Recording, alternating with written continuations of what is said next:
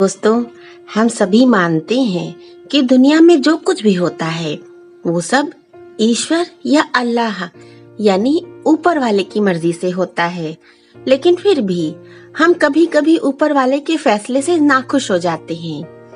आज मैं ऐसे ही मंजूषा नाम की एक महिला की कहानी सुना रही हूँ, जो किसी की भी स्वाभाविक अस्वाभाविक समय असमय हुई मृत्यु का समाचार सुनती तो उनको ईश्वर से शिकायत हो जाती कि हे प्रभु, ये क्या किया आपने? इस व्यक्ति को तो अभी बहुत काम करना था, या इसका जीवन तो अभी अभी शुरू हुआ था, ये तो बहुत ने। इसके बजाय अगर आप इस व्यक्ति को अपने धाम बुला लेते तो सही रहता। मंजूषा जी का एक छोटा सा परिवार है, जिसमें उनके पति, एक आज्ञाकारी बेटा बहू और एक नन्हा मुन्ना पोता है।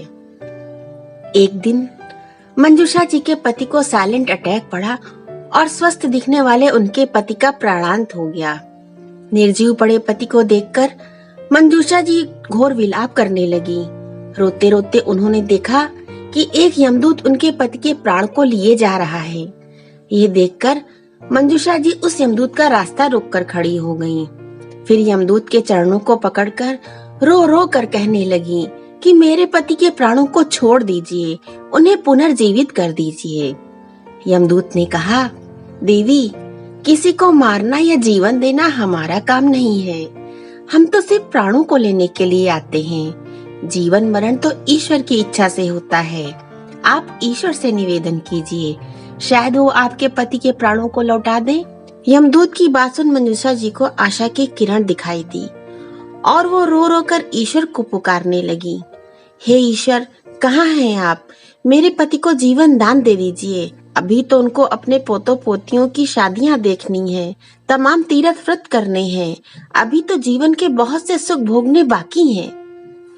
मंजूषा का विलाप सुन ईश्वर प्रकट हो गए और अत्यंत मधुर स्वर में मंजूषा से कहा, मंजूषा, मैं तुम्हारे पति के प्राणों को वापस कर रहा हूँ। ये सुनते ही मंजूषा जी प्रसन्न होकर ईश्वर के चरणों में गिरकर बारंबार उनका आभार प्रकट करने लगी। ईश्वर ने कहा, परंतु मंजूषा, इस समय तुम्हारे परिवार में से एक पुरुष की मृत्यु निश्चित है। अतः तुम्हारे पति के प्राणों को वापस कर मैं तुम्हारे बेटे के प्राण ले रहा हूँ। नहीं नहीं भगवान, मेरे बेटे के प्राण मत लीजिएगा। मेरी बहू विधवा हो जाएगी। अभी उसकी कच्ची गृहस्थी है, छोटे छोटे बच्चे हैं। नहीं नहीं भगवान, आप ऐसा नहीं कर सकते। आप मेरे बेटे के प्राण नहीं ले सकते। ईश्वर ने कहा, अच्छा ऐसी बात है, तो फिर मैं तुम्हारे पोते के प्राण लिए जा रहा हूँ। पोते के प्राण लेने की बात सुनकर मंजूषा जी बदहवास हो गईं।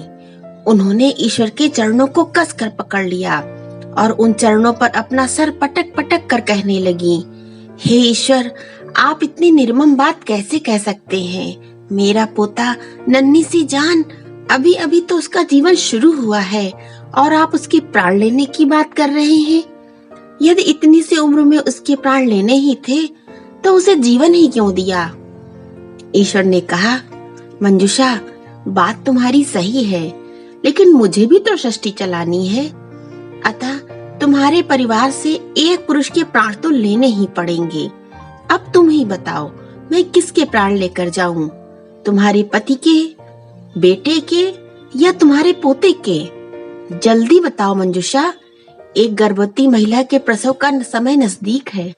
तुम जल्दी से निर्णय ले लो, क्योंकि जो प्राण तुम्हारे यहाँ से लेकर जाऊंगा वही प्राण मैं उस गर्भवती महिला की संतान में डाल दूंगा।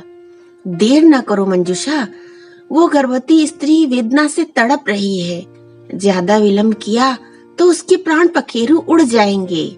वो एक विधवा स्त्री है। अपने माता पिता की इकलौती संतान, इसका फौजी पति शहीद हो चुका है। उसी की एकमात्र अंतिम निशानी है ये होने वाली संतान। मंजूषा जी सोचने लगी, अपने माता पिता की इकलौती संतान, होने वाली संतान, फौजी पति की एकमात्र अंतिम निशानी। मंजूषा के दिमाग में ईश्वर के कहे शब्द बार बार गूंजने लगे। मंजूषा के दिमाग में भयंकर बवंडर उत्पात मचाने लगा।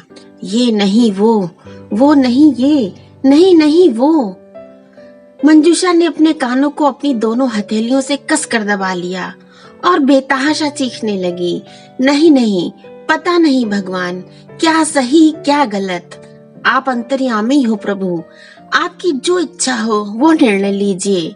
आपका हर फैसला मुझे मंजूर है, मंजूर है, मंजूर है। मम्मी जी क्या हुआ?